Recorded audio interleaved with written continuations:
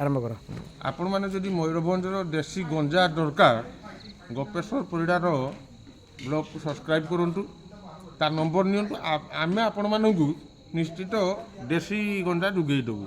ତମର ଆମର ମୟୂରଭଞ୍ଜର ଫେମସ୍ ଖାଦ୍ୟ ଟିକେ କହିଦେଲ ବିଷୟରେ। ମୟୂରଭଞ୍ଜର ଆମର ମୁଖ୍ୟ ଖାଦ୍ୟ ହେଉଛି ଚିକେନ ମୁଢ଼ି ବାସ୍। ବା ମଟନ ମୁଢ଼ି।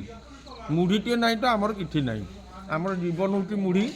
ତେଣୁ ଆପଣମାନଙ୍କୁ ଯଦି ଆପଣମାନେ ଆସିବା ପାଇଁ ଚାହୁଁଛନ୍ତି ଗୋପେଶ୍ୱର ପରିଡ଼ାକୁ ସବସ୍କ୍ରାଇବ୍ କରନ୍ତୁ, ଗୋପେଶ୍ୱର ପରିଡ଼ାକୁ ଫୋନ୍ କରନ୍ତୁ। ଆମେ ଏଠି ବିଭିନ୍ନ ଅଞ୍ଚଳ ଆପଣମାନଙ୍କୁ ବୁଲେଇବୁ, ବହୁତ ଭଲ ଭଲ ଜାଗା ଶିମିଳିପାଳ ଭିତରେ ଅଛି।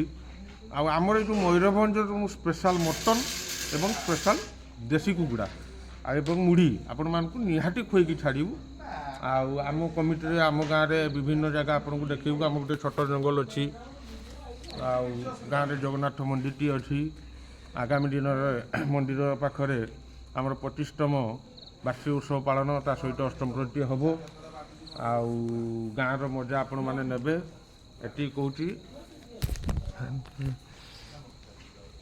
ସେଟା ଦେଖେନ, ଏଇଟା ପୁରା କ୍ଲବ୍ ଘର କହିଛି ମୁଁ ପୁରା କହିଛି, ଏଇଟା ଆମ ହଁ କ୍ଲବ୍ ଘର, କ୍ଲବ୍ ପୁରା ଆମର କ୍ଲବ୍। ଜଳସେଚନ